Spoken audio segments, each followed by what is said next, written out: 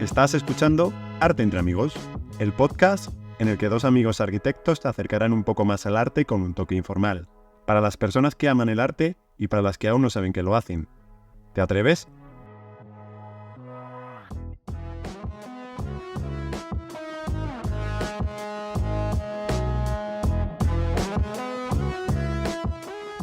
Bienvenidos un domingo más a otro capítulo de Arte entre Amigos. Como cada segundo domingo intentamos traeros una nueva historia de un nuevo artista y que os acerque un poco más al arte y a todas las bondades que él tiene. Y para ello lo hacemos de la ayuda de mi inseparable amigo Alberto. ¿Qué tal estás hoy, Alberto? Hola Miguel, hola chicos. Como notarás, estoy en una habitación diferente. Es el primer capítulo de esta nueva etapa madrileña. No sé cuándo saldrá este capítulo, pero hay cambios, ¿eh? ¿Te vas a convertir en un viejo madrileño? No creo. Todo el acentazo que voy a coger ahora, ¡ay Dios mío! Voy a perder el acento del sur y voy a decir mazo, flipa. Podrás ir a los baños de Atocha. Sí, puedo ser un poco mirón también. Sí, mientras estás ahí orinando. En un urinario quizá, ¿eh? ¿Cómo hilas, Miguel, Vaya lince, Sí. Pues el artista que vamos a hablar hoy exhibió un urinario. Dicen que hay una fina línea entre el genio y la locura. Hoy vamos a ver si esa línea es tan fina como parece o es que la gente está loca. Hoy tenemos entre nosotros a Marcel Duchamp, una de las figuras más influyentes del siglo XX en el arte, comparable quizá a figuras como Picasso, pero con una aproximación totalmente radical. Sí, Marcel Duchamp o Marcelo del Campo es un artista que cambió totalmente el arte conceptual en el siglo XX con sus pinturas, con sus ready-mades y con cosas que nunca hubiéramos pensado. Yo creo que es el momento de entrar al capítulo, pero antes de nada, recordad darnos 5 estrellas, apoyar el canal y darle like. Así que, Marcel Duchamp, adelante.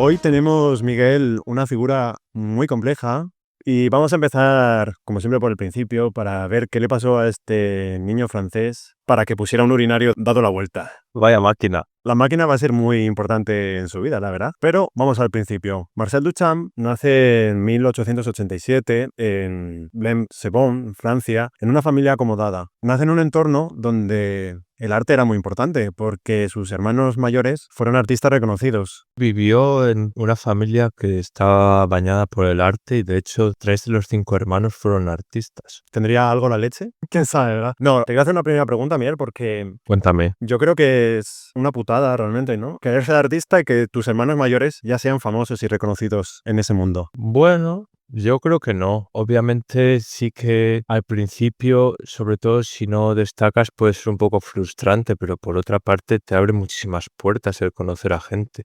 Y no porque te enchufen, sino porque es familiar el mundo artístico, como puede ser cualquier otro mundo. ¿No crees? Yo lo que creo que al final cuando estás dentro de un sistema, en este caso una familia, y ya hay gente que se gana la vida en el arte, creo que hizo al joven Marcel Duchamp tener muy claro desde el principio que tenía que tener un camino diferente. Tenía que seguir su propio camino porque si imitaba a sus hermanos no creo que hubiera llegado lejos. No, si yo no me refería a nivel de imitarlo, sino en el sentido de que te abre puertas, de que te es mucho más familiar el tema artístico en este caso. Puede ser. Lo típico de que hay familias de médicos, por ejemplo, o familias de, yo qué sé, de arquitectos. Eso no es porque todos lo lleven en los genes, eso es una mentira. Eso es porque los niños ven a los padres y sienten atracción respecto a lo que hacen o interés y se van formando desde muy pequeños. Sí, no. Obviamente el entorno artístico hizo que Marcel Duchamp quisiera ser artista, claro. Pero yo lo decía sobre todo porque lo podemos ver en sus primeros cuadros, como por ejemplo en el retrato que hace de su hermana pequeña Yvonne en 1902, con 15 años. Ivonne Reyes. Madre mía, va a ser complejo hoy el capítulo, ¿eh? Hoy es un capítulo para cafeteros y nunca mejor dicho porque vamos a moler café o chocolate. Esto te lo decía porque aquí estos primeros cuadros que hace Marcel están a la moda de lo que en esa época se llevaba en Francia, que era el impresionismo. Y yo creo que pronto se da cuenta que si hace lo que hace todo el mundo, no va a ser alguien especial. En ese sentido sí que lo sabe ver cómo no destacar para hacer lo contrario, podríamos decir. Este es un cuadro que hace Marcel cuando tenía 15 años y al tratarse de su hermana pequeña tenía 8 años. Por lo tanto, es un cuadro que si lo observáis se ve un poco así en plan garabato. Personalmente, desde mi punto de vista, no es un cuadro que destaque por ningún tipo de maestría. Yo creo que es lo que le hace replantearse a Marcel también, el buscar caminos alternativos que le lleven al arte. Y claro, como hemos dicho en la introducción, Marcel va a ser tan importante como Picasso, pero si habéis escuchado el primer capítulo de Picasso, con 15 años está dibujando verdaderas obras de arte, nada comparable a este cuadro de Duchamp. Para nada. Y lo que hace el pequeño Marcel es que 10 años más tarde, cuando ya tenía 25, participa en el Salón de los Independientes y esto va a tener un impacto en la escena artística parisina. Marcel lo que hace en esta aparición es publicar una obra que se llama Desnudo bajando una escalera número 2, la cual causa bastante revuelo, puesto que si la buscáis, se trata de una escena muy dinámica, muy futurista, y hace que los expertos o los entendidos del arte cubista, que era el que estaba destacando en la época, con Picasso, como hemos dicho, por ejemplo, entre otros, lo rechacen.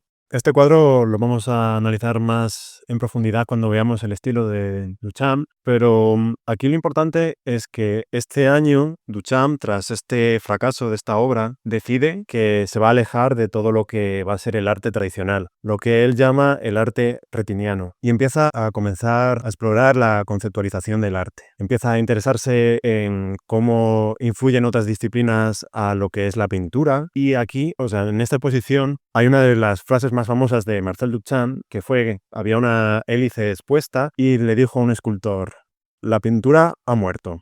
¿Eres capaz de hacer algo tan importante como esta hélice?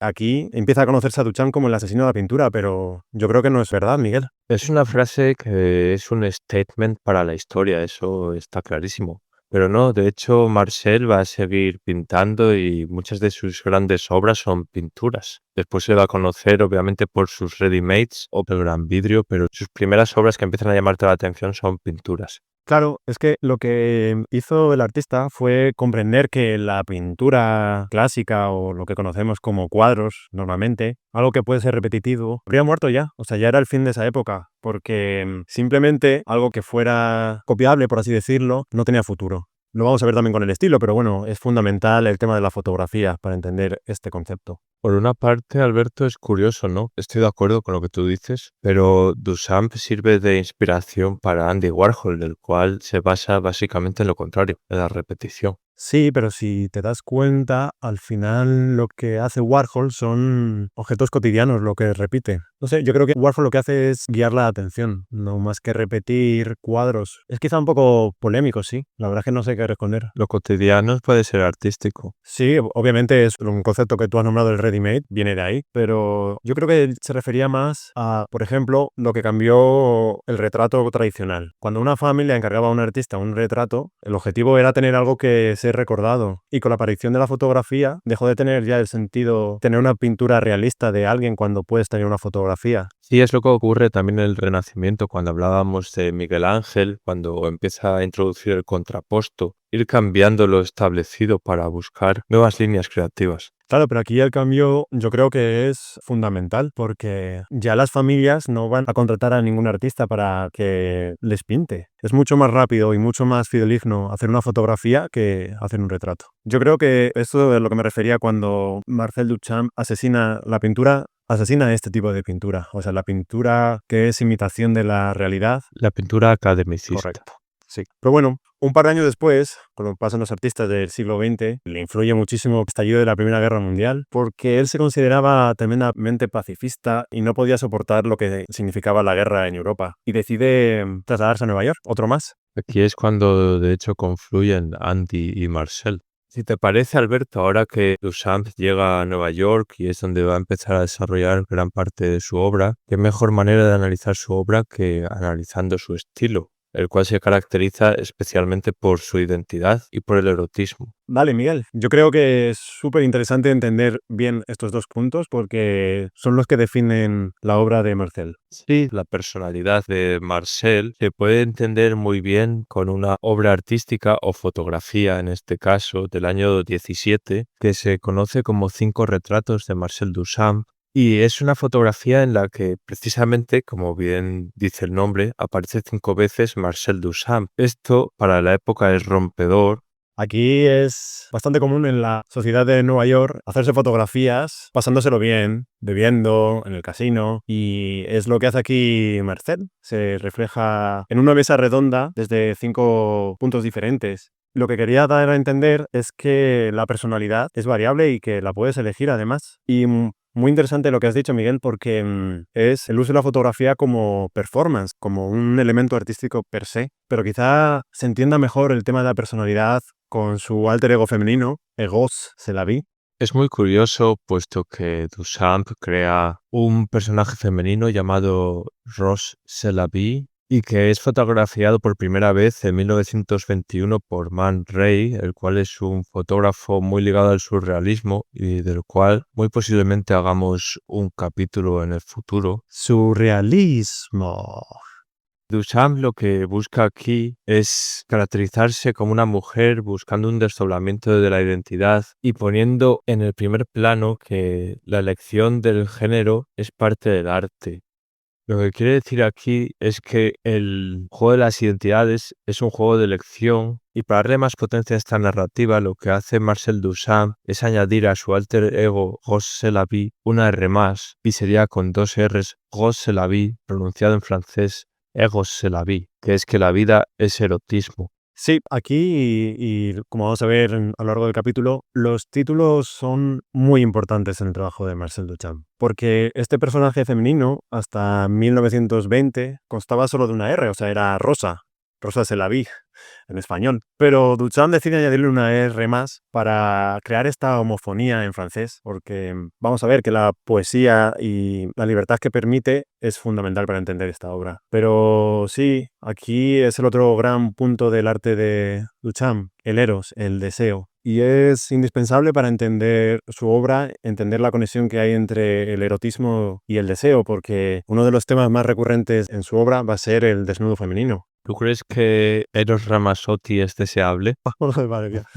No sé si son homofonías, pero estás muy fino con las personalidades también, ¿eh? Claro, se trata de un juego de erotismo. Ay, Dios. Madre mía. Sí, sí. Tenemos que entender cómo el deseo es un filtro que nos hace entender la realidad de una forma u otra. Y en una conversación preparando el capítulo con Miguel, dijo una cosa muy interesante, a mi parecer, que es que, por ejemplo, cuando estás muy enamorado y deseas profundamente a tu novia, no ves igual al resto de mujeres, por ejemplo, para intentar aclarar un poco este tema. Lo que está intentando explicar Alberto es que cuando pones algo desde una perspectiva, similares pasan a un segundo plano o se disocian de ese concepto, que es lo que busca aquí también Marcel Duchamp, la disociación de la personalidad y del género, puesto que él mismo consideraba que elegir el género tenía que ser algo que una persona pudiese elegir, aunque existen obviamente determinantes biológicos. Si una persona se quiere comportar de una manera en concreto, ¿por qué no hacerlo?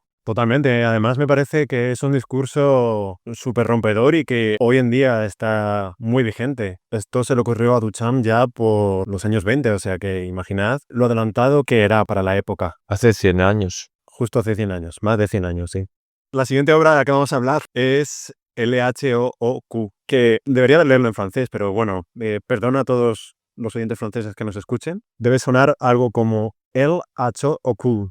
En español sería esta homofonía, ella tiene el culo caliente. Aquí otra vez hace del erotismo y la ironía una obra de arte y a la Mona Lisa, a la Gioconda de Leonardo, le añade un bigotillo y critica la veneración del arte tradicional. Bastante rompedor también porque es como esta crítica al arte justo que decíamos, ¿no? De los retratos que se podían reproducir de forma indefinida y buscaba transformar una pieza de arte súper venerada en algo totalmente anodino y cotidiano, que es una mujer con bigotillo. Y es que Duchamp, como decíamos, a partir de 1912 intenta romper lo que era el arte tradicional. Era consciente de lo que había cambiado la sociedad en ese inicio de siglo, ya con la Revolución Industrial, con la Primera Guerra Mundial, y consideraba que el arte también debería tener todas estas cuestiones dentro de él. Marcel le va a dar una vuelta de tuerca al arte tradicional y va a añadir el lenguaje como una forma de pintura, como un color más a todo este pensamiento artístico. Lo que busca con esto Marcel Duchamp es que todos los títulos tengan importancia también en las obras pictóricas, en este caso, puesto que hasta el momento está trabajando pintura. Esto lo que quiere hacer es que cualquier tipo de obra pictórica o cualquier tipo de pintura cambie el significado o el concepto que podríamos tener con lo que escribe. Y esto, mediante el uso del lenguaje, mediante el uso de las homofonías, es como lo consigue Marcel. A mí aquí, Miguel, me gustaría dar un par de minutos a un tema que me parece fundamental, que es el tema de la poesía, porque bueno, yo fui poeta de pequeño, tenía un blog de poesía. Spoiler, no voy a decir cuál es porque no quiero que lo busquéis jamás. Marcel Duchamp tenía un montón de amigos poetas en París y aprendió de ellos toda la libertad que tenían las palabras. Y tú bien decías, Miguel, el título en la obra de Duchamp siempre es importante, para él es como un color, como una pátina que da un cuadro. Pero la poesía no fue la única disciplina en la que Marcel Duchamp se inspiró para hacer su arte, y fue fundamental e importantísimo la fotografía y el cine. Tanto la fotografía como el cine tienen una gran influencia en Marcel, como se veía en el cuadro de Bajando una escalera desnudo número 2 o el cuadro de Retrato de Dulcinea del año 1911. Se basan en la fotografía y el cine porque, por ejemplo, el cine está compuesto de muchísimos fotogramas. Y la fotografía, pues es una foto. Y es lo que intenta representar en estos dos cuadros, que es el movimiento, el dinamismo de una persona. Y, por ejemplo, en el retrato o Dulcinea, tiene mucho que ver con el movimiento de lo que se encuentra con Edward Muybridge. Edward Muybridge fue un fotógrafo muy importante porque empezó a trabajar con lo que se llamó cronografía, que es básicamente descomponer en fotogramas, pero haciendo fotos. Edward tiene un trabajo que se llama Cronografía de mujer desnuda bajando una escalera, que es de 1887, y que sin duda Marcel Duchamp había visto, porque estas obras que vamos a ver ahora es una inspiración bastante clara. En este cuadro de Retrato de Dulcinea, lo que vemos básicamente son 5 figuras esquemáticas femeninas que se van desnudando, intentando capturar el movimiento de una mujer descendiendo por una escalera. Aquí también es muy interesante el título que le pone Marcel a esta obra, porque es Retrato o Dulcinea, no Retrato de. Y en este juego lo que buscaba básicamente era plasmar la Dulcinea, la idea de Dulcinea, que siendo nosotros españoles pues es muy de nuestra tierra. Esa Dulcinea alude al Cervantes, a esa mujer ideal, idealizada, que no se puede tener.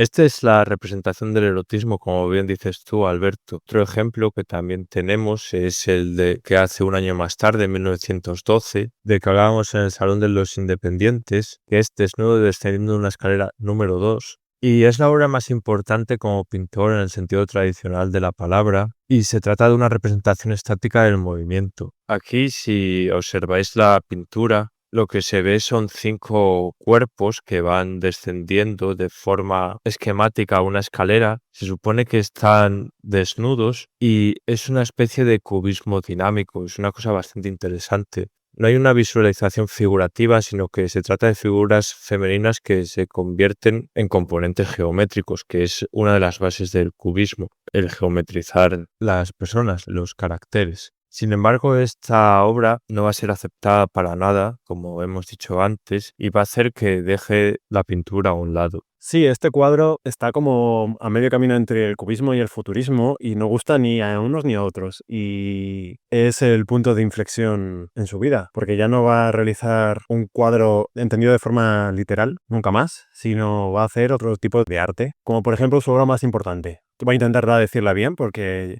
madre, eran largos los títulos de Marcel, que es La mariée mise à nu par ses rivers même. O en español, que es más fácil para mí, La novia desnudada por sus solteros mismamente.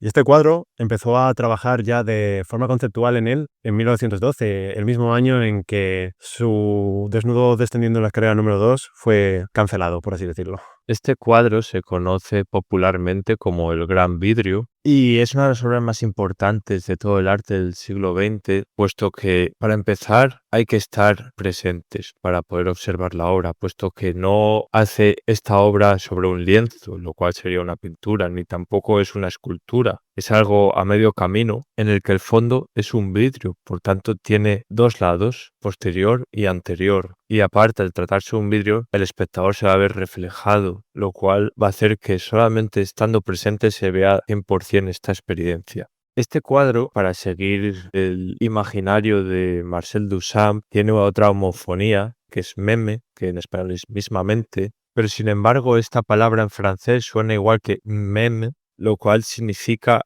me quiere o me gusta, lo cual querría decir la novia desnudada por sus solteros me quiere o me gusta, donde aquí podemos ver otra vez a Marcel Boyer. Total, el deseo inalcanzable. Esa mujer que está pretendida por un montón de solteros y que Duchamp no puede alcanzar. Esa idea de Dulcinea. Sí, es una obra muy compleja que juega con lo mecánico y lo poético y representa este deseo, este eros, pero desde un punto de vista maquinista. Porque en la parte superior tenemos a la mariée, a la novia, pero representado desde una perspectiva robótica, que básicamente, si os fijáis, es como un apero de labranza que a través de sus flujos controla a los solteros que hay abajo. Los solteros, Marcel los representa como un cementerio de uniformes, porque aquí abajo podemos ver cómo hay un camarero, un militar. Y también muy interesante, estos solteros están conectados a una máquina que es un molinillo de chocolate, que es el mecanismo el que crea ese deseo, ese flujo que controla a los solteros. O sea, aquí está representado el eros desde una perspectiva maquinista totalmente. Volviendo otra vez a la mujer, a la mariée, se trata de una mujer desnuda, pero la representa como una máquina, es decir, como una mujer máquina. Es esta mezcla entre lo erótico y lo maquinista, en el que para Duchamp es una obra referencial y lo que hace es que representa al mundo siendo Eros, pero el Eros ahora va a ser una máquina. Esto que igual es un poco complejo de entender, yo creo que si lo aterrizamos a nuestros días es más sencillo. Hoy en día, a través de las redes, Instagram, lo que consumimos tan de forma compulsiva, nos modelan lo que deseamos. Si os fijáis, te sale la publicidad de un coche porque hablas de coches. Esto es lo que Duchamp intenta reflejar en esa época. Y en cuanto a novedoso, también es que esta obra, que le llevó unos 20 años a acabarla, realmente no la acabó. Es una obra que se le cayó y se le rompió, se agrietó, este fondo de vidrio se agrietó y aquí es cuando la concluyó. Pero sin embargo, Marcel dice que las obras las termina el público, que es importante que el arte quede a la libre interpretación del espectador. Y es una idea revolucionaria que después también va a hacer propia Picasso. Y aquí lo podemos ver porque cuando te aproximas al vidrio te ves reflejado y también ves a la gente que pasa y vas por detrás y se ve de un efecto totalmente diferente. Esto es lo que Duchamp va a hacer como obra precursora del arte multimedia, que es el uso mixto de técnicas, que lo hablábamos mucho con Olafur Eliasson o con Ai Weiwei, y se trata de ensamblajes, de exploraciones del azar en el proceso de creación artística. Un cuadro que desde luego yo no le conocía y me ha volado la cabeza ver lo complejo que era y todo lo que quería decir. Yo añadiría también la pieza de arte como efecto performático, porque la tienes que ver por delante, por detrás, ver a través de ella. Y la otra forma con la que Duchamp intenta romper el arte tradicional es con los ready-mades, es con la revolución del objeto. Sí, los ready-mades, como bien dice la palabra, es un objeto que ya está hecho y era bastante popular en Estados Unidos, no quizás como arte, pero sí como elemento. Y es lo que va a hacer como otra gran revolución artística Marcel, que va a ser implementar estos ready-mades como objetos artísticos. El primero de ellos es la rueda de bicicleta. Correcto, de 1913. El primer ready-made artístico. Antes de explicarlo, me gustaría mandaros al podcast de Virgil Abloh de la primera temporada porque es un concepto fundamental que él va a utilizar en su diseño de ropa. Pero volviendo al tema de la rueda de bicicleta, aquí lo que quería explicar Duchamp era cómo no nos damos cuenta de las formas que tienen los objetos cotidianos que utilizamos en nuestro día a día. No somos conscientes de que los vasos son cilíndricos para que cuadren con nuestra boca, porque si no sería un poco difícil beber. Y busca llamar nuestra atención a través de dejar inutilizados los dos objetos en este caso. Porque, por ejemplo, esto es básicamente un taburete con una rueda encima de bicicleta. Pero ya no te puedes sentar en el taburete a no ser que seas un fakir. Y no puedes utilizar la rueda de bicicleta para ir a ninguna parte. Ahora que comentas, Alberto, lo del ejemplo del vaso, me ha venido a la mente una exposición que vi hace poco que es de objetos inútiles, como puede ser, por ejemplo, un tenedor demasiado gordo que ya no pincha, una copa en la que el agujero no está por arriba, sino por un lado, de tal manera que para beber el vino se te cae. No puedes beber vino. Claro, es el mismo concepto si lo piensas, porque es dejar inservible un objeto cotidiano. Pero quizá el ready-made más famoso y más controversial es su fuente de 1917. Aquí el bueno de Marcel fue bastante polémico porque lo firma como R.Mut. Primer juego irónico ya en la elección del seudónimo, porque Mut era una empresa que existía que fabricaba elementos de higiene, y la primera ironía es ya asemejar un urinario con algo higiénico, porque sí, esta fuente es un urinario dado la vuelta. El otro escándalo también vino porque fue presentado en la Sociedad de Artistas Independientes de Nueva York en 1917 de ese año, en la que el propio Marcel Duchamp pertenecía al grupo que escogía las obras, y está feo que él, escogiendo las obras, presente una obra con su nombre, ¿no? Es curioso. El resto del jurado se sintió indignado cuando vio este urinario puesto del revés y firmado y no lo querían exhibir. Pero claro, había cumplido con las condiciones para poder participar en la exposición, que era tener una obra y pagar una tarifa de $6. Y lo que hicieron fue meterla dentro de una caja de cartón con un cartel diciendo que recomendaban no verlo porque atentaba contra el arte. Y cuando Marcel vio que esto estaba ocurriendo, se indignó, la retiró, se fue con ella y dejó el jurado. No me extraña, sí. El original de esta fuente no se conserva. Lo que se conserva es la famosa fotografía que hizo Alfred Stieglitz a la puerta de la exposición, porque claro, Marcel Duchamp dijo, ¿qué cojones? Yo me la llevo. Aquí lo interesante es que el propio Marcel escribe sobre esta obra en un texto que se llama The Blind Man, el hombre ciego, y que dice: si el señor Mut hizo o no la fuente con sus propias manos, no tiene ninguna importancia. Él lo eligió, tomó un artículo ordinario de la vida, lo colocó de modo que su significado útil desapareciera, y bajo un nuevo título y un nuevo punto de vista, creó un pensamiento diferente para este objeto. He de decir que hay gente que ha llegado a asemejar este urinario con un pequeño Buda. Y si te fijas, se ve, pero realmente Duchamp posteriormente reconoció que él sin más había puesto un urinario ahí y que la gente lo empezó a alabar como si fuera arte. Él lo que buscaba era un poco reírse de la gente o de los personajes que formaban el jurado, más bien, de tal manera que cualquier cosa que se elija por parte de los artistas pueda llegar a ser considerada arte. Esto quizás sea lo que buscaba Duchamp. Difícil saberlo, la verdad, pero aquí hay algo que dijo André Breton, el famoso papa del surrealismo, que consideraba a Marcel Duchamp el hombre más inteligente del siglo. Es que para André Breton los ready-mades era escoger algo aleatorio y convertirlo en arte por obra y gracia del artista. Pero en el caso de Duchamp no tiene que ver tanto con esto, sino con la idea de crear un nuevo objeto, porque un urinario dado la vuelta ya no sirve como urinario. En esta conceptualización es donde se encuentra el trabajo poético. Puede ser. Y una vez que esta obra fue retirada, Duchamp desapareció de la escena artística y la gente pensó que ya no quería volver a hacer arte. Sin embargo, tenía un último misterio entre manos. Y es que realmente sí que siguió realizando obras, pero no en una gran cantidad y sobre todo fuera de la escena pública. La última fue una que empezó en el año 46 y que terminó 20 años más tarde, y la cual pidió que se exhibiese únicamente una vez que hubiera fallecido. Sí, Marcel Duchamp mantuvo un low profile y se dedicó bastante a jugar al ajedrez. De hecho, fue a las Olimpiadas representando a Francia para este deporte, que eso nos daría para hablar también sobre si el ajedrez es un deporte olímpico o no. No es el tema.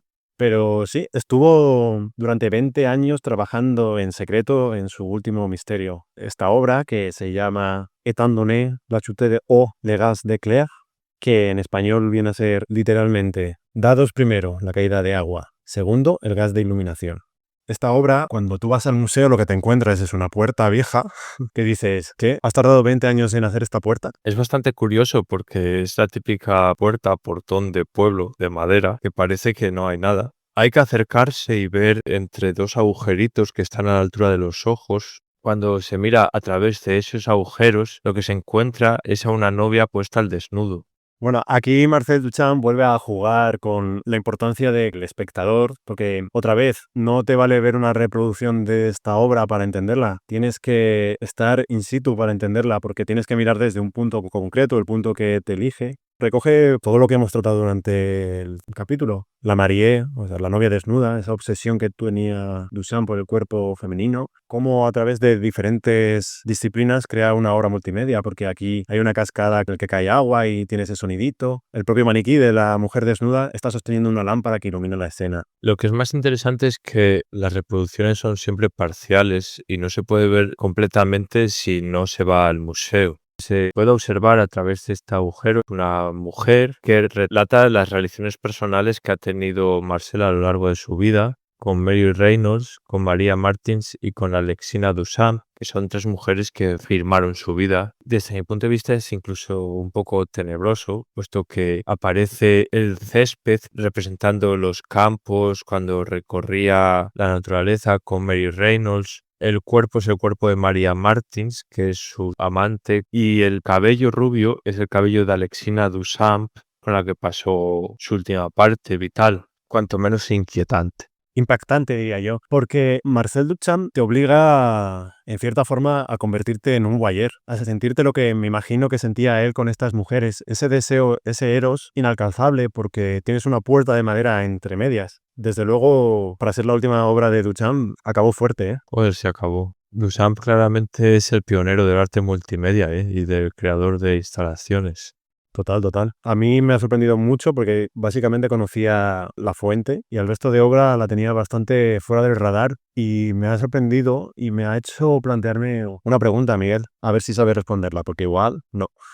¿Debe el arte ser solo visual o su esencia también está en la idea? Yo creo que pueden ser ambas, no tienen por qué ser las dos a la vez. El arte visual del Renacimiento es arte plenamente retiniano, como decías tú, pero cuando hablamos de arte conceptual o de algunas obras como podrían ser obras surrealistas incluso, que algunas pueden no tener una gran disciplina artística, sino que es más lo que intentan transmitir, ese concepto, esa idea de lo que es o lo que no es. Es otra forma de contar la historia. Yo creo que sí.